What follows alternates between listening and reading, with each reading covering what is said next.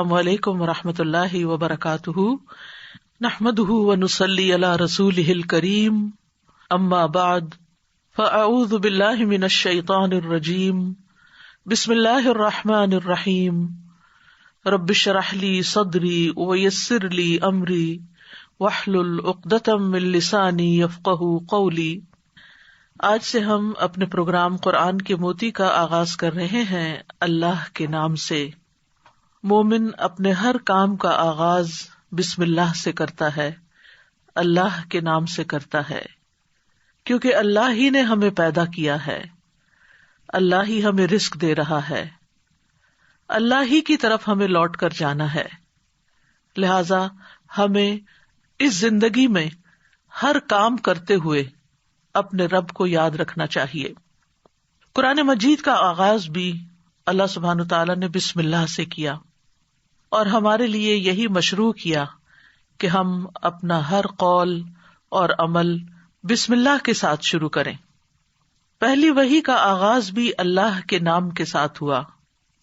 جبریل امین نے پہلی مرتبہ جب نبی صلی اللہ علیہ وسلم کو قرآن مجید کی پہلی آیت سکھائی تو فرمایا، اقرأ بسم ربک الذی خلق، اپنے رب کے نام سے پڑھ جس نے پیدا کیا۔ تو گویا عبادت ہو یا ہمارے دنیا کے کام ہوں، ان سب میں ہمیں اپنے رب کو یاد رکھنا ہے، اور اس کے بے شمار فائدے بھی ہیں۔ اللہ سبحانہ تعالیٰ کا نام بابرکت ہے، لہذا جب ہم اللہ کے نام سے کوئی کام شروع کرتے ہیں تو ہمارے کاموں میں برکت پیدا ہو جاتی ہے۔ قرآن مجید میں آتا ہے، تبارک اسم ربک ذو الجلال والاکرام، بہت بابرکت ہے تیرے رب کا نام جو بہت عظمت والا، اکرام والا ہے۔ جب ہم عبادت کرتے ہیں تو کہتے ہیں ایاک نعبد و ایاک نستعین، صرف تیری ہی ہم عبادت کرتے ہیں اور تجھی سے ہم مدد چاہتے ہیں، کیونکہ ہم کمزور ہیں، ہم اللہ کی عبادت کا حق ادا نہیں کر سکتے۔ اس لیے کوئی بھی کام جو عبادت کی نوعیت سے تعلق رکھتا ہو، یعنی خاص عبادات سے، ان کے آغاز میں بھی اللہ کا نام لینا چاہیے، کیونکہ اس سے اللہ کی مدد حاصل ہوتی ہے، اور پھر مزید نیک کاموں کی توفیق بھی ہوتی ہے۔ انسان برائی سے بچتا ہے، شیطان کے وار سے محفوظ رہتا ہے، کیونکہ اللہ تعالیٰ کی مدد، توفیق اور سپورٹ انسان کو حاصل ہو جاتی ہے، اور انسان کے اندر کوئی فخر اور غرور نہیں آتا۔ وہ یہی سمجھتا ہے کہ جو بھی نیک کام میں کر رہا ہوں وہ اللہ کی مدد سے، اللہ کی توفیق سے ہی کر رہا ہوں، اس میں میرا اپنا کوئی کمال نہیں۔ وما توفیقی الا باللہ، نہیں مجھے توفیق مگر اللہ کے نام کے ساتھ ہی۔ پھر اسی طرح جب انسان بسم اللہ سے کام کا آغاز کرتا ہے تو انسان کو اخلاص نصیب ہوتا ہے، کیونکہ جب اللہ کا نام لیا تو اللہ کے نام کے ساتھ اللہ ہی کے لیے کام کرنا چاہیے، جو بھی کچھ ہم کریں۔ اور پھر اگر وہ کام صحیح ہے، عبادت کا ہے یا دنیاوی امور سے متعلق ہے، تو پھر ہماری نیت اور ہمارا قبلہ درست ہو جاتا ہے، انسان کو اخلاص نصیب ہو جاتا ہے۔ پھر اسی طرح یہ ہے کہ انسان جب اللہ کے نام کے ساتھ کوئی کام کرتا ہے تو اللہ کی نعمتوں کی یاد دہانی بھی ہوتی ہے۔ مثال کے طور پر اگر آپ پانی پی رہے ہیں تو جب آپ پانی پینے لگتے ہیں تو بسم اللہ کہتے ہیں، اور جب بسم اللہ کہتے ہیں تو آپ کو اللہ کی یاد آ جاتی ہے، اور پھر ساتھ ہی وہ نعمت جو آپ استعمال کر رہے ہیں اس کے بارے میں غور و فکر بھی نصیب ہوتا ہے کہ یہ اللہ نے پانی پلایا ہے، اور پھر انسان کا غور و فکر اسے کہیں سے کہیں لے جاتا ہے، اس کے اندر ایک وسعت پیدا ہوتی ہے، وہ سوچتا ہے کہ یہ پانی میرے گلاس میں کہاں سے پہنچا، کس نے اتارا۔ تو ظاہر ہے کہ پانی کا پیدا کرنے والا بھی اللہ ہے، اور تمام چیزوں کو اللہ سبحانہ تعالیٰ نے پانی سے پیدا کیا۔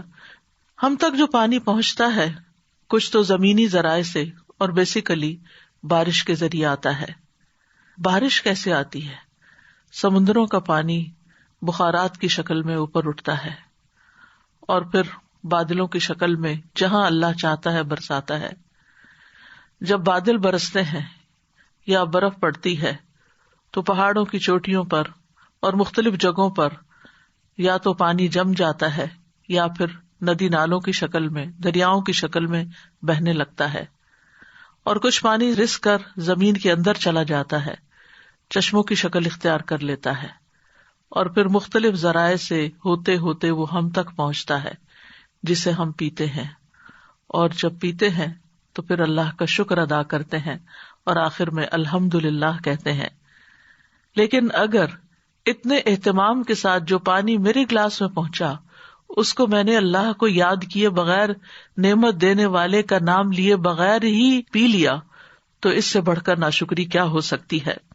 پھر اسی طرح اگر انسان کھانا کھاتا ہے اور اللہ کا نام لیتا ہے تو وہ ضرور سوچتا ہے کہ کیا جو کچھ میں کھا رہا ہوں یہ اللہ کی مرضی کے مطابق بھی ہے یا نہیں، حلال ہے یا حرام ہے، اور پھر کس طریقے سے میں اس کو کھا رہا ہوں اور کس طریقے سے یہ مجھ تک پہنچا ہے. ان ساری چیزوں پر بھی غور و فکر ہونے لگتا ہے. تو گویا بسم اللہ پڑھنا بار بار انسان کو اللہ کی یاد دلاتا ہے، اور اس طرح انسان اللہ کی اطاعت کی طرف مائل ہوتا ہے، اللہ کی دی ہوئی نعمتوں کو اللہ کی رضا میں استعمال کرتا ہے، اور اللہ کو یاد کرتے ہوئے اللہ کا قرب حاصل کر لیتا ہے. یعنی جب ہر کام کے شروع میں جب ہم اٹھتے بیٹھتے چلتے پھرتے ہم اللہ کا نام لیتے ہیں تو اس طرح ہمیں اللہ سبحانہ وتعالیٰ کا قرب نصیب ہوتا ہے، اور ہمارے دنیا کے کام بھی عبادت بن جاتے ہیں کیونکہ وہ اللہ کی مرضی کے مطابق اللہ کی رضا کے لیے ہوتے ہیں. اور اس طرح دنیا میں بھی کاموں کے اندر برکت پیدا ہوتی ہے، سہولت پیدا ہوتی ہے، اللہ کی مدد شامل حال ہوتی ہے، اور آخرت میں بھی یہ عمل فائدہ دیتا ہے، اور انسان کے اندر کوئی تکبر و غرور پیدا نہیں ہوتا. وہ سوچتا ہے کہ جو کچھ مجھے ملا ہے یہ اللہ کا فضل ہے. پھر ہم دیکھتے ہیں کہ انبیاء کا طریقہ بھی یہی رہا ہے. نوح علیہ السلام کے بارے میں آتا ہے کہ جب وہ کشتی پر سوار ہوئے تو انہوں نے دعا پڑھی، اس کا آغاز بھی بسم اللہ سے کیا، بسم اللہ مجریہا و مرساہا. اسی طرح سلیمان علیہ السلام نے ملکہ سبا کو جو خط لکھا اس کے آغاز میں بھی بسم اللہ لکھا. پھر اسی طرح ہم دیکھتے ہیں کہ نبی صلی اللہ علیہ وسلم متعدد مقامات پر بسم اللہ کی تعلیم دیتے ہیں، جس کے بارے میں آگے ہم متعدد احادیث میں دیکھیں گے کہ کس طرح آپ صلی اللہ علیہ وسلم کی زندگی کا ایک اہم حصہ تھا بسم اللہ پڑھنا، اور جس کام کا آغاز اچھا ہو جائے اس کا انجام بھی اچھا ہوتا ہے. قرآن مجید کا آغاز بھی بسم اللہ کے ساتھ ہو رہا ہے، اور بسم اللہ قرآن مجید کی ایک مستقل آیت ہے. یعنی یہ کہ سورۃ الفاتحہ یہ کسی اور سورت میں داخل نہیں ہے، ہر سورت کے شروع میں اسے الگ آیت کے طور پر لکھا گیا ہے. اور اس میں ہم دیکھتے ہیں کہ سورۃ التوبہ جو ہے اس سے پہلے بسم اللہ نہیں ہے، کیونکہ بسم اللہ سے امان حاصل ہوتی ہے، اور سورۃ التوبہ کے شروع میں مشرکین کو امان سے نکالا جا رہا ہے، بری ذمہ کیا جا رہا ہے. تو بہرحال آغاز ہوتا ہے قرآن مجید کا بسم اللہ الرحمن الرحیم کے ساتھ، یعنی میں اللہ کی مدد طلب کرتے ہوئے اپنی قرات کو اللہ کے نام سے شروع کرتا ہوں. اور پھر اس میں اللہ سبحانہ تعالیٰ کے نام اللہ کے علاوہ دو صفات کا ذکر ہے. الرحمن، ایسی ذات جس کی رحمت تمام مخلوق پر چھائی ہوئی ہے، اور الرحیم، ایسی ذات جو مومنوں پر آخرت میں بھی رحم فرمائے گی. جہاں تک لفظ اللہ کا تعلق ہے تو اس کو اسم الجلالہ بھی کہتے ہیں. اللہ کی اصل الالہ ہے، اور لغت عرب میں الہ 4 معنوں پر بولا گیا ہے. نمبر 1 المعبود، جس کی عبادت کی جائے. نمبر 2 الملجا، جس کی پناہ لی جائے. نمبر 3 المفزوع الیہ، گھبراہٹ میں جس سے مدد حاصل کی جائے. نمبر 4 المحبوب، وہ محبوب جس کے ساتھ عظیم محبت ہو اور اس کے بارے میں عقلیں حیران ہو جائیں. تو اللہ کا لفظ اللہ سبحانہ تعالیٰ کا اسم ذات ہے، یعنی ذاتی نام ہے، سب ناموں سے عظیم اور اعلیٰ ہے. اور یہ جلیل القدر نام اللہ سبحانہ تعالیٰ کے جتنے بھی باقی نام ہیں وہ سب اسی نام کی طرف لوٹتے ہیں، یعنی وہ اللہ ہی کے نام اور اللہ ہی کی صفات ہیں. اور اس کو امام غزالی کہتے ہیں کہ یہ اللہ تعالیٰ کے ناموں میں سے سب سے زیادہ عظیم نام ہے، کیونکہ یہ اس ذات الہی پر دلالت کرتا ہے جو تمام صفات الہیہ کو جمع کرنے والی ہے، یہاں تک کہ کوئی بھی صفت اس سے جدا اور علیحدہ نہیں ہو سکتی. یعنی اللہ تعالیٰ کے جتنے بھی باقی اچھے اچھے نام ہیں وہ سب اللہ ہی کے نام ہیں. وَلِلَّهِ الْأَسْمَاءُ الْحُسْنَى، کہ اللہ ہی کے لیے ہیں اچھے اچھے نام. سورۃ الاسراء میں آتا ہے قُلِ ادْعُوا اللَّهَ أَوِ ادْعُوا الرَّحْمَٰنَ أَيَّمَّا تَدْعُوا فَلَهُ الْأَسْمَاءُ الْحُسْنَى، کہہ دیجئے کہ اللہ کو پکارو یا رحمان کو پکارو، تم جس کو بھی پکارو گے سو بہترین نام اسی کے ہیں. اسی طرح سورۃ الحشر میں آتا ہے هُوَ اللَّهُ الْخَالِقُ الْبَارِئُ الْمُصَوِّرُ لَهُ الْأَسْمَاءُ الْحُسْنَى، وہ اللہ ہی ہے جو خاکہ بنانے والا ہے، گھڑنے ڈھالنے والا ہے، صورت بنا دینے والا ہے. سب اچھے اچھے نام اسی کے ہیں. اسی کی تسبیح کر رہی ہے ہر وہ چیز جو آسمانوں اور زمین میں ہے، وہی سب پر غالب کمال حکمت والا ہے. تو اس لیے بہت ضروری ہے کہ جب ہم بسم اللہ مختلف مقامات پر کہتے ہیں تو ہمیں اللہ کی پہچان بھی ہونی چاہیے. اللہ سبحانہ وتعالیٰ کو پہچاننا بھی ضروری ہے، اور اس کی پہچان اس کی نشانیوں کے ساتھ بھی ہوتی ہے جو کائنات میں پھیلی ہوئی ہیں. اس کی پہچان اس کی کتاب کے ذریعے بھی ہوتی ہے، اور اس کی پہچان نبی صلی اللہ علیہ وسلم نے بھی کروائی ہے. لہذا اگر ہم اللہ تعالیٰ کو پہچانیں گے تو ہم صحیح طور پر پورے شعور کے ساتھ بسم اللہ ادا کریں گے. بلحجیم قبیلے کے ایک آدمی سے روایت ہے، وہ کہتے ہیں کہ میں نے پوچھا اللہ کے رسول آپ کن چیزوں کی دعوت دیتے ہیں؟ نبی صلی اللہ علیہ وسلم نے فرمایا میں اس اللہ کی طرف دعوت دیتا ہوں جو یکتا ہے. قال ادعو الی اللہ وحدہ، کون ہے اللہ؟ وہ اللہ کہ جب تم پر کوئی مصیبت آتی ہے اور تم اسے پکارتے ہو تو وہ تمہاری مصیبت دور کر دیتا ہے، اور جب تم کسی بیابان اور جنگل میں راستہ بھول جاؤ اور اس سے دعا کرو تو وہ تمہیں واپس پہنچا دیتا ہے. جب تم قحط سالی میں مبتلا ہوتے ہو اور اس سے دعا کرتے ہو تو وہ پیداوار ظاہر کر دیتا ہے، یعنی تمہارے سب کام وہی بناتا ہے. لیکن یہاں خاص طور پر اس آیت کے اندر یعنی بسم اللہ الرحمن الرحیم کے اندر اللہ سبحانہ تعالیٰ نے اپنا جو تعارف کرایا ہے، اپنی جو پہچان کرائی ہے، وہ اپنی صفت رحمت کے ساتھ کروائی ہے کہ کون ہے اللہ؟ وہ جو بے حد مہربان، بہت ہی زیادہ مہربان.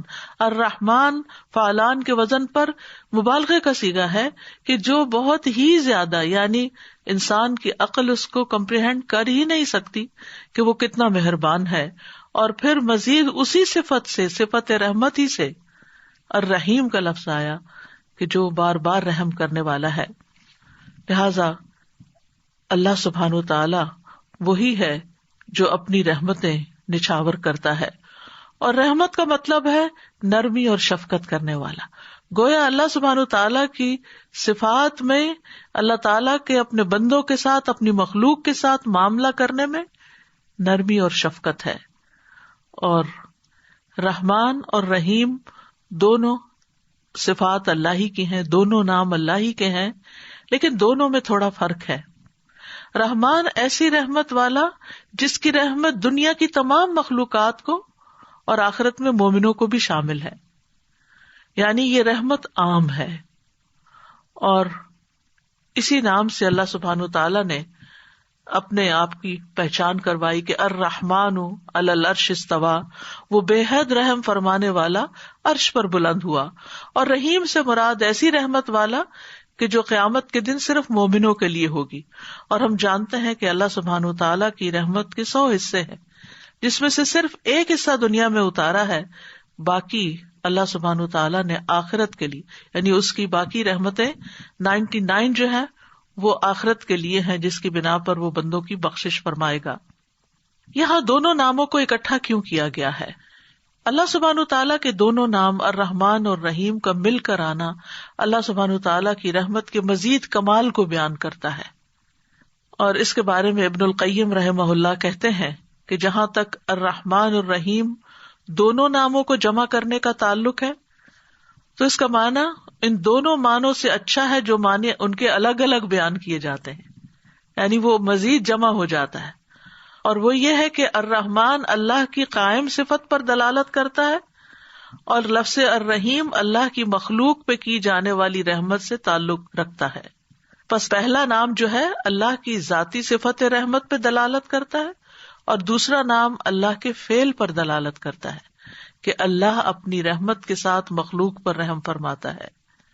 اور ابن قیم یہ بھی کہتے ہیں کہ ان دونوں صفات کو جمع کرنے کا یہ فائدہ ہے کہ اللہ نے دنیا میں جلد اور آخرت میں بعد میں واقع ہونے والی رحمت کی خبر دی ہے اور اللہ کی خاص اور عام رحمت کے متعلق خبر دی گئی ہے، اور اللہ کی رحمت اس کے غضب پر غالب ہے.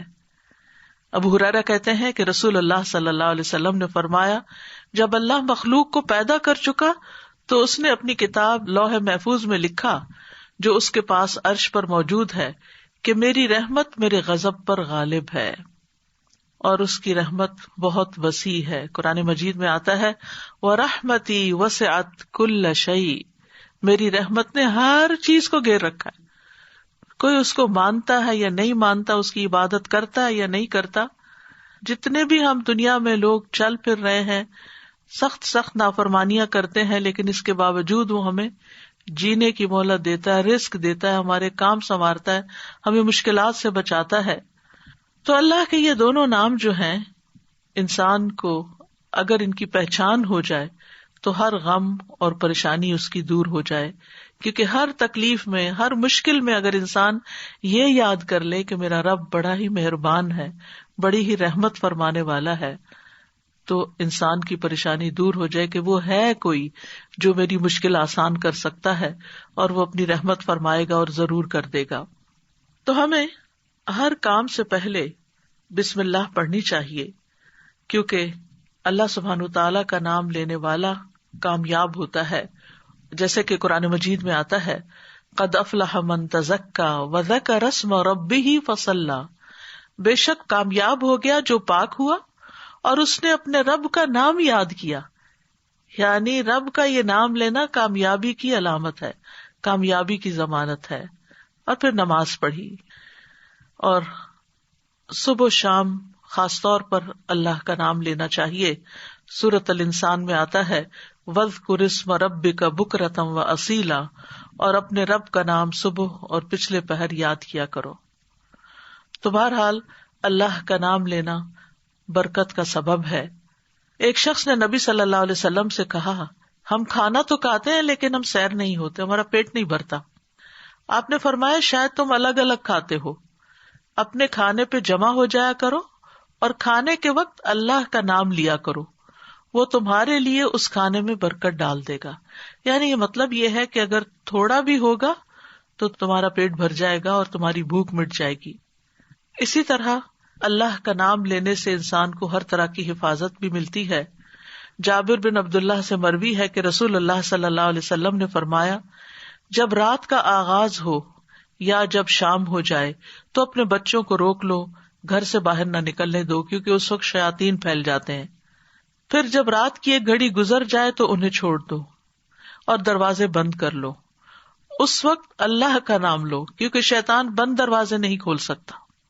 اللہ کا نام لے کر اپنے مشکیزوں کا منہ باندھو، اللہ کا نام لے کر اپنے برتنوں کو ڈھک دو، خواہ کسی چیز کو چوڑائی میں رکھ کر ہی اس کو ڈھکو، اور اپنے چراغ سونے سے پہلے بجھا دیا کرو. تو اس سے کیا پتہ چلتا ہے کہ رات کو آخری کام جو کر رہا ہوتا ہے انسان، چاہے کیسی ہی تھکاوٹ کیوں نہ ہو، یہ کام وہ ہیں جو تقریباً سب لوگ کرتے ہیں. تو ان سب چیزوں پر بھی بسم اللہ پڑھنی چاہیے، اس وقت بھی اللہ کا نام لینا چاہیے. پھر اسی طرح اللہ کا نام لینے سے انسان اچانک پہنچنے والی مصیبت سے بھی محفوظ رہتا ہے. عثمان بن عفان کہتے ہیں، میں نے رسول اللہ صلی اللہ علیہ وسلم سے سنا، آپ فرماتے تھے، جس نے شام کو 3 بار یہ دعا پڑھ لی اسے صبح تک کوئی اچانک مصیبت نہیں آئے گی، کوئی اچانک مصیبت نہیں آئے گی. یعنی اس کا مطلب نہیں کہ دوسری آ جائے گی، یعنی ایک دم کسی قسم کی پریشانی اس کو لاحق نہیں ہوگی. اور وہ دعا ہے بسم اللہ الذی لا یضر مع اسمہ شیء فی الارض ولا فی السماء وہو السمیع العلیم. اللہ کے نام سے، وہ ذات کہ اس کے نام سے کوئی چیز زمین میں ہو یا آسمان میں نقصان نہیں دے سکتی، اور وہ خوب سنتا ہے اور خوب جانتا ہے. اور جس نے صبح کے وقت یہ دعا پڑھ لی اسے شام تک کوئی اچانک مصیبت نہیں آئے گی، اور جب شام کو کوئی پڑھ لے تو صبح تک اس کو پریشانی نہیں ہوگی. اسی طرح اگر انسان بسم اللہ نہیں پڑھتا تو یاد رکھیے کہ بسم اللہ نہ پڑھنے کا نقصان یہ ہے. ابن عباس کہتے ہیں کہ ابلیس نے اللہ تعالیٰ سے کہا کہ تو نے اپنی ساری مخلوق کا رزق واضح کر دیا ہے، میرا رزق کس میں ہے؟ تو اللہ تعالیٰ نے فرمایا ہر اس چیز میں جس پر میرا نام نہ لیا جائے. تو گویا جس چیز پر ہم اللہ کا نام نہیں لیتے وہ رزق پھر شیطان کے حصے میں چلا جاتا ہے، گویا ہم اپنے دشمن ہی کو فیڈ کرتے ہیں. قیامت کے دن بھی اللہ کے نام سے وزنی کوئی چیز نہ ہوگی. پھر اسی طرح یعنی اس دعا کے پڑھنے کے مواقع کون کون سے ہیں؟ نمبر 1، ہر کام شروع کرنے سے پہلے، تاکہ اس میں برکت اور مدد حاصل ہو، اس کے اندر قبولیت ہو، ہمیں اخلاص نصیب ہو. پھر خاص طور پر کھانا کھانے سے پہلے حضرت عائشہ کہتی ہیں کہ رسول اللہ صلی اللہ علیہ وسلم نے فرمایا جب تم میں سے کوئی کھانا کھانے لگے تو چاہیے کہ اللہ تعالیٰ کا نام لے. پھر اگر شروع میں اللہ تعالیٰ کا نام لینا بھول جائے تو چاہیے کہ یوں کہے بسم اللہ اولہ و آخرہ، اللہ کے نام سے اس کھانے کے شروع میں اور آخر میں بھی. پھر اسی طرح لباس اتارتے وقت بسم اللہ پڑھنی چاہیے. انس رضی اللہ عنہ سے روایت ہے کہ نبی صلی اللہ علیہ وسلم نے فرمایا جنوں کی آنکھوں اور بنی آدم کی شرمگاہوں کا پردہ یہ ہے کہ جب ان میں سے کوئی اپنے کپڑے اتارے تو بسم اللہ پڑھ لے، یعنی اتارنے سے پہلے پڑھ لے، تو جن اور شیاطین کی نظر نہیں لگتی. اسی طرح جب آپ بچوں کو کپڑے تبدیل کروا رہے ہوں تو اس وقت بھی بسم اللہ پڑھ لیں. اسی طرح بیت الخلاء جاتے وقت یعنی اندر پاؤں رکھنے سے پہلے بسم اللہ پڑھ کے دروازہ کھولیں. حضرت علی رضی اللہ عنہ روایت کرتے ہیں، کہتے ہیں کہ رسول اللہ صلی اللہ علیہ وسلم نے فرمایا جنوں کی آنکھوں اور بنی آدم کی شرمگاہوں کا پردہ یہ ہے کہ جب ان میں سے کوئی بیت الخلاء جائے تو بسم اللہ پڑھ لے، کیونکہ جب انسان ننگا ہوتا ہے تو حفاظت کے فرشتے اس سے دور چلے جاتے ہیں. تو اس وقت حفاظت پھر کس سے حاصل ہوگی؟ جب آپ واش روم میں جانے سے پہلے بسم اللہ پڑھ کے پھر داخل ہوں گے. اسی طرح وضو سے پہلے ابو ہریرہ کہتے ہیں کہ رسول اللہ صلی اللہ علیہ وسلم نے فرمایا لا صلاۃ لمن لا وضوء له ولا وضوء لمن لم یذکر اسم اللہ تعالی علیہ، کہ جس کا وضو نہیں اس کی نماز نہیں، اور جو شخص وضو کے شروع میں اللہ تعالی کا نام نہ لے اس کا وضو نہیں. اب یہاں پر بعض لوگوں کو یہ پریشانی ہوتی ہے کہ ہم واش روم میں کھڑے ہوتے ہیں، وہیں سنک ہے، وہیں کموڈ ہے، تو پھر ہم بسم اللہ کس طرح پڑھیں؟ اس کے ایک تو یہ ہے کہ جب آپ وضو کی نیت سے جا رہے ہیں تو اندر داخل ہونے سے پہلے ہی پڑھ لیں اور جا کے ٹیپ کھول لیں اور اپنا وضو شروع کر دیں. دوسرا یہ ہے کہ آپ دل میں پڑھ لیں، لیکن اگر کوئی بھول گیا ہے تو جس وقت یاد آئے یعنی وضو کے دوران اس وقت بھی پڑھ سکتا ہے. پھر اسی طرح پڑھنا ہی بھول گیا تو اس کا کیا مطلب وضو ہوا ہی نہیں سرے سے، یا پھر یہ کہ اس کی اگر وضو نہیں ہوا تو کیا نماز ہی نہیں ہوئی؟ نہیں، اس کا مطلب یہ کہ اس کا وضو کامل نہیں ہوا. یہاں علماء نے اس کا مطلب یہ کیا ہے کہ اس کے وضو میں نقص رہ گیا. وضو ہو جائے گا، نماز ہو جائے گی، لیکن وہ جو برکت حاصل ہونی تھی یا زیادہ ثواب ملنا تھا اس سے انسان محروم ہو جاتا ہے. پھر اسی طرح یہ ہے کہ قرآن مجید کی قرأت سے پہلے بسم اللہ پڑھنی چاہیے. قتادہ سے روایت ہے، وہ کہتے ہیں کہ انس رضی اللہ عنہ سے سوال کیا گیا کہ نبی صلی اللہ علیہ وسلم کی قرأت کیسی تھی، تو انہوں نے بیان کیا کہ آپ صلی اللہ علیہ وسلم کھینچ کر پڑھتے تھے. پھر آپ نے بسم اللہ الرحمن الرحیم کو پڑھا، یعنی بسم اللہ الرحمن الرحیم، یعنی مد کے ساتھ پڑھتے تھے الرحمن کو، اور رحیم کو بھی کھینچ کر تلاوت کرتے تھے. پھر اسی طرح کھانا کھانے سے پہلے بھی عمر بن ابی سلمہ رضی اللہ عنہ کہتے ہیں میں بچہ تھا اور رسول اللہ صلی اللہ علیہ وسلم کی پرورش میں تھا. عمر بن ابی سلمہ جو ہے یہ ابو سلمہ رضی اللہ عنہ کے بیٹے ہیں، ام سلمہ کے بھی بیٹے ہیں. ام سلمہ کی جب شادی ہوئی تو یہ نبی صلی اللہ علیہ وسلم کے گھر میں بچے آ گئے، یعنی آپ کے ربیب تھے اور آپ کی پرورش میں تھے. تو وہ کہتے ہیں کہ کھانا کھاتے وقت میرا ہاتھ برتن میں چاروں طرف گھوما کرتا جیسے بچے عام طور پر کرتے ہیں. تو رسول اللہ صلی اللہ علیہ وسلم نے مجھ سے فرمایا، اے لڑکے بسم اللہ پڑھ لیا کرو اور دائیں ہاتھ سے کھایا کرو، اور برتن میں وہاں سے کھایا کرو جو جگہ تم سے نزدیک ہو، یعنی اپنے سامنے سے کھاؤ. وہ کہتے ہیں کہ چنانچہ اس کے بعد میں ہمیشہ اسی ہدایت کے مطابق کھاتا رہا. تو یہ ٹیبل مینرز ہیں، کھانا کھانے کے آداب ہیں، اور اس میں نہ صرف یہ کہ بڑوں کو اس کا اہتمام کرنا چاہیے بلکہ بچوں کو بھی سکھانا چاہیے. پھر اسی طرح گھر میں داخل ہوتے وقت بسم اللہ پڑھ کر داخل ہوں. جابر رضی اللہ عنہ سے روایت ہے، وہ کہتے ہیں کہ میں نے رسول اللہ صلی اللہ علیہ وسلم کو فرماتے ہوئے سنا، جب آدمی اپنے گھر میں داخل ہوتا ہے تو وہ داخل ہوتے وقت اور کھانا کھاتے وقت اللہ کا نام لیتا ہے تو شیطان کہتا ہے کہ آج تمہارے لیے اس گھر میں نہ رات گزارنے کی جگہ ہے اور نہ ہی رات کا کھانا ہے. اور اگر وہ داخل ہوا لیکن اپنے داخل ہوتے ہوئے اللہ کا نام نہ لیا تو کہتا ہے تم نے رات گزارنے کی جگہ پا لی. اور اگر اپنے کھانا کھانے کے وقت اللہ کا نام بھی نہ لے انسان تو شیطان کہتا ہے تم نے رات گزارنے کی جگہ اور رات کا کھانا پا لیا. یعنی ہماری چیزوں میں پھر اس کی شراکت ہو جاتی ہے.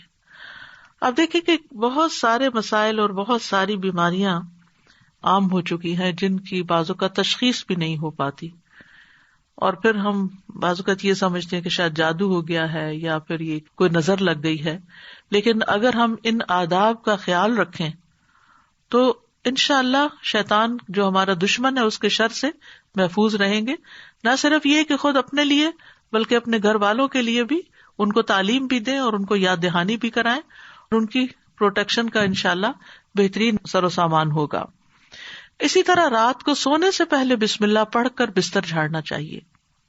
رسول اللہ صلی اللہ علیہ وسلم نے فرمایا، صحیح مسلم کی روایت ہے، جب تم میں سے کوئی اپنے بستر پر جائے تو اسے چاہیے کہ وہ اپنے تہبند کا کونا پکڑے اور اس سے اپنا بستر جھاڑ لے اور بسم اللہ پڑھ لے، کیونکہ وہ نہیں جانتا کہ کون اس کے بعد اس کے بستر پر آیا.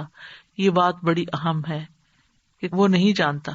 تو اس سے یعنی کہ صرف انسان نہیں بلکہ جن ملکوں کے اندر بچھو کیڑے مکوڑے عام گھومتے پھرتے ہیں اور خاص طور پر گرمیوں کے موسم میں نکل آتے ہیں، یہ لوگ کھلی چھت میں کھلی فضا میں سوتے ہیں، بازو کا چارپائیاں سارا دن وہیں بچھی رہتی ہیں، تو معلوم نہیں کہ بستر کے اندر یا بیڈ کے اندر کون سی ایسی چیز گھس گئی کہ جس کو جھاڑنے سے وہ نکل جائے گی. دوسرا یہ کہ بعض اوقات یہ جو ہمارے سارا دن بنے ہوئے بستر رہتے ہیں تو اس کے بارے میں علماء کہتے ہیں کہ بعض اوقات جنات بھی ان پہ آ کر لیٹ جاتے ہیں. تو کئی لوگوں کو بری بری خوابیں آتی ہیں، رات کو ان کی نیند ڈسٹرب رہتی ہے. لیکن اگر آپ یہ مسنون عمل کریں تو ایسی چیزوں میں کمی واقع ہو جاتی ہے. تو یہاں پر نبی صلی اللہ علیہ وسلم نے تہبند کا کونا فرمایا. آپ کوئی بھی کپڑا لے سکتے ہیں، کوئی ٹاول لے سکتے ہیں، اپنا دوپٹے کا ہی کونا پکڑ کے ایک اس سے جھاڑ دیں. اور یہ بھی کہا جاتا ہے کہ ہم جب ایک رات سوتے ہیں تو وہ ڈیڈ سیل جو ہوتے ہیں وہ بستر پر ہی رہ جاتے ہیں، اور وہ بھی کئی بیماریوں کا باعث بنتے ہیں جب وہ بستر پر ہی لگے رہتے ہیں اور ان کو جھاڑا نہیں جاتا. تو بہرحال گرد و غبار ہو یا ڈیڈ سیلز ہوں یا کیڑے مکوڑے ہوں یا کچھ بھی نہ ہو، تب بھی نبی صلی اللہ علیہ وسلم نے جو طریقہ سکھایا ہے اس پر عمل کرنا چاہیے. اسی طرح جب آپ صلی اللہ علیہ وسلم اپنے بستر پر تشریف لے جاتے تو فرماتے اللہم بسمک احیا و اموت، یعنی اس وقت بھی بسم اللہ پڑھتے، اے اللہ تیرے نام کے ساتھ میں زندہ ہوتا ہوں اور تیرے نام کے ساتھ میں مرتا ہوں. اسی طرح سوار ہوتے وقت بھی بسم اللہ پڑھنا چاہیے. ابو لاس الخزائی رضی اللہ عنہ سے مروی ہے، کہتے ہیں کہ رسول اللہ صلی اللہ علیہ وسلم نے ہمیں حج کے لیے صدقہ کے اونٹوں میں سے ایک کمزور اونٹ پہ سوار کیا. تو ہم نے عرض کیا یا رسول اللہ، ہمیں لگتا ہے یہ اپنی کمزوری کے سبب ہمارا بوجھ نہیں اٹھا سکے گا. تو آپ صلی اللہ علیہ وسلم نے فرمایا، ہر اونٹ کی کوہان پر ایک شیطان ہوتا ہے، جب تم اس پر سوار ہونے لگو تو اللہ کا نام لے کر سوار ہو جیسا کہ تمہیں حکم دیا گیا، پھر اسے اپنے قابو میں کر لو، اللہ اسے سواری کے قابل کر دے گا. اور آج کے دور میں بہت سے لوگ اونٹوں پہ سوار ہوتے ہیں، گھوڑوں پہ سوار ہوتے ہیں، اور گاڑیاں تو خیر عام ہیں. تو اس کا یہ مطلب نہیں کہ صرف جب اونٹ پر ہی سوار ہوں تو بسم اللہ پڑھیں. گاڑی پر سوار ہوتے ہوئے، دروازہ کھولتے ہوئے، سیٹ پہ بیٹھتے ہوئے، گاڑی سٹارٹ کرتے ہوئے اگر سوچے کہ بسم اللہ کہنے میں وقت کتنا لگتا ہے، 2 لفظ ہی تو کہنے ہوتے ہیں، لیکن اللہ کی مدد شامل حال ہو جاتی، انسان نقصان سے بچ جاتا ہے، وہ سفر محفوظ ہو جاتا ہے. اسی طرح تکلیف کے وقت بھی بسم اللہ کہنا چاہیے. جابر رضی اللہ عنہ کہتے ہیں جب غزوہ احد میں طلحہ رضی اللہ عنہ کی انگلی کٹ گئی تو انہوں نے کہا، یعنی سی جیسے ہم تکلیف یا درد کے وقت کرتے ہیں، تو رسول اللہ صلی اللہ علیہ وسلم نے فرمایا اگر تم بسم اللہ کہتے تو فرشتے تمہیں اٹھا لیتے، اس حال میں کہ لوگ تمہیں دیکھ رہے ہوتے. اسی طرح اگر کسی جگہ پر درد ہو رہی ہو تو بسم اللہ سے اللہ کا نام لے کر دم کرنا چاہیے. صحیح مسلم میں آتا ہے، عثمان بن ابو العاص ثقفی رضی اللہ عنہ سے روایت ہے کہ انہوں نے رسول اللہ صلی اللہ علیہ وسلم سے درد کی شکایت کی جسے وہ اپنے جسم میں محسوس کیا کرتے تھے جب سے وہ مسلمان ہوئے. تو رسول اللہ صلی اللہ علیہ وسلم نے ان سے فرمایا اپنا ہاتھ اس جگہ رکھو جہاں تم اپنے جسم سے درد محسوس کرتے ہو اور 3 بار بسم اللہ کہو. یہاں اس حدیث سے یہ پتہ چلتا ہے کہ جہاں شدت زیادہ ہو، تکلیف وغیرہ کی، وہاں بسم اللہ کو ریپیٹ بھی کیا جا سکتا ہے. 3 مرتبہ بسم اللہ کہو اور 7 مرتبہ یہ پڑھو اعوذ باللہ وقدرتہ من شر ما اجد واحاذر، میں اللہ کی ذات اور اس کی قدرت سے ہر اس چیز سے پناہ مانگتا ہوں جسے میں محسوس کرتا ہوں اور جس سے میں خوف کرتا ہوں. تو آپ خود بھی اور بچوں کو بھی یہ دعا سکھا دیں، کہیں چوٹ لگ جائے، کہیں درد ہو رہا ہو، اور بعض اوقات ایسے لا علاج مرض ہوتے ہیں کہ تکلیف ہوتی ہے لیکن ڈائگنوز نہیں ہوتی، تو اللہ کے نام سے انسان مدد حاصل کرتا رہے اللہ کی، تو ایسی تکلیفیں دور ہو جاتی ہیں. اور پورے یقین کے ساتھ یہ کرنا چاہیے، اور وہ تمام چیزیں جو نبی صلی اللہ علیہ وسلم نے سکھائی وہ سنت زندہ بھی کرنی چاہیے، اور یہ یقین رکھتے ہوئے کہ یہ سب کچھ وحی کے ذریعے آپ کو بتایا گیا تھا. یعنی آپ نے اپنی خواہش نفس سے یہ باتیں نہیں سکھائیں یا کوئی تیر تکے سے نہیں بتائیں، بلکہ آپ کو سکھائی گئی تھی. اسی طرح ہم دیکھتے ہیں کہ جب آپ بیمار ہوئے تو جبریل علیہ السلام آپ کی خدمت میں تشریف لائے اور فرمایا اے محمد آپ بیمار ہو گئے ہیں؟ آپ صلی اللہ علیہ وسلم نے فرمایا ہاں. جبریل علیہ السلام نے فرمایا بسم اللہ ارقیک من کل شیء یؤذیک من شر کل نفس او عین او حاسد اللہ یشفیک بسم اللہ ارقیک. اور یوں بھی روایت میں آتا ہے او عین حاسد اللہ یشفیک بسم اللہ ارقیک. میں آپ کو اللہ کے نام سے دم کرتا ہوں، آپ کو تکلیف دینے والی ہر چیز سے، ہر جان یا ہر آنکھ یا حاسد کے شر سے اللہ آپ کو شفا دے. میں آپ کو اللہ کے نام سے دم کرتا ہوں. تو اس میں آپ دیکھیے کہ ہر تکلیف دینے والی چیز سے، بعض اوقات انسان کھانا ہی ایسا کھا لیتا ہے کہ جس سے بیمار پڑ جاتا ہے، یا کوئی ایسا خواب دیکھ لیتا ہے کہ جس کو پریشان کرتا ہے، اسٹریس میں ڈال دیتا ہے اور اس سے انسان بیمار ہو جاتا ہے. یا اسی طرح بعض لوگوں کی نظر لگ جاتی ہے، بعض لوگوں کا حسد ہوتا ہے. تو ان سب بیماریوں کو جو ہم جانتے ہیں اور جن کی روٹ کاز ہمیں معلوم ہی نہیں، ان سب کے لیے بھی بہترین دم ہے جو جبریل علیہ السلام نے خود نبی صلی اللہ علیہ وسلم پر کیا. تو اس لیے ان چھوٹی چھوٹی دعاؤں کو ہمیں یاد کر لینا چاہیے. اگر یاد کرنے میں مشکل ہوتی ہے، بعض لوگوں کا حافظہ کمزور ہوتا ہے، تو پھر یہ رقیہ آپ لکھ کے بھی اپنے پاس رکھ سکتے ہیں اور اپنے گھر والوں کو، اپنے پیاروں کو خود دم کر سکتے ہیں. اسی طرح آپ دیکھیے کہ ہم بستری کے وقت بھی بسم اللہ کا حکم ہے.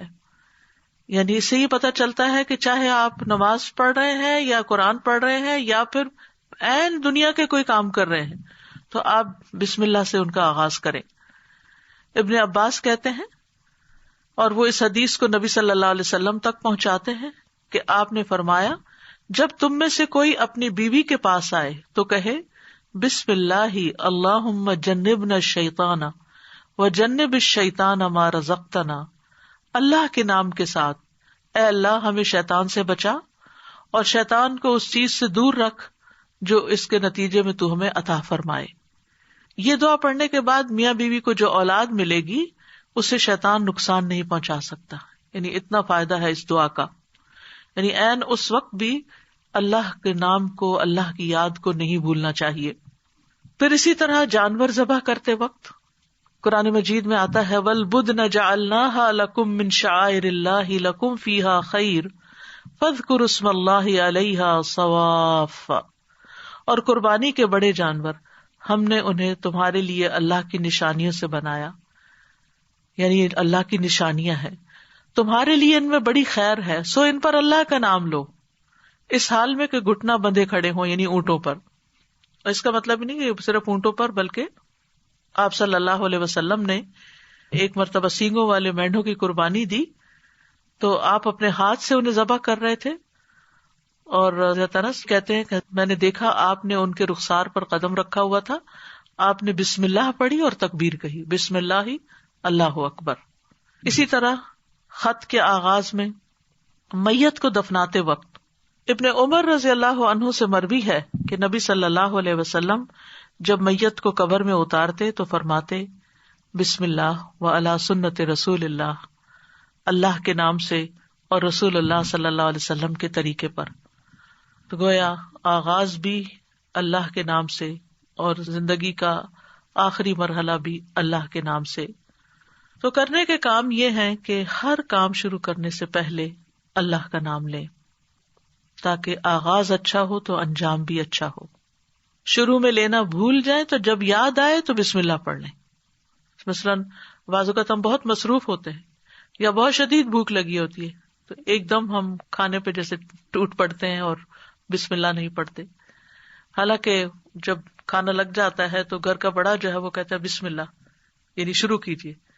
تو یہ جو لفظ بسم اللہ ہے، بسم اللہ الرحمن الرحیم، اس میں صرف یعنی کہ یہ جار مجرور ہے، اور اس میں یا تو فعل محذوف ہے یا پھر اسم محذوف ہے۔ محذوف کا مطلب ہے کہ وہ حذف کیا گیا ہے، موجود نہیں۔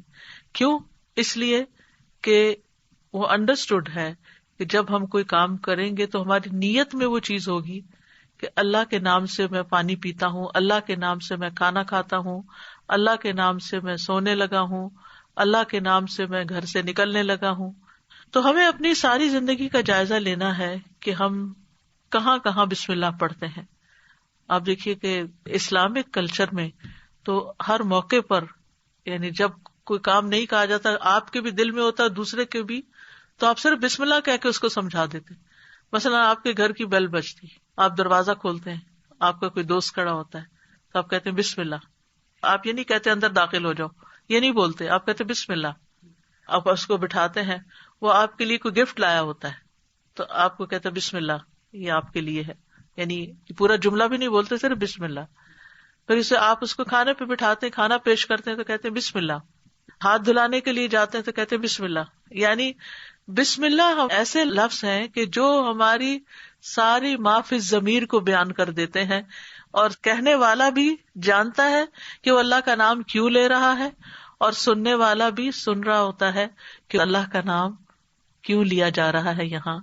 تو اس لیے ہر کام شروع کرنے سے پہلے اس میں ایکشن جو ہے وہ ہڈن ہے، وہ دل میں ہے آپ کے، لیکن بس اللہ کا نام لینا برکت کا باعث ہوگا۔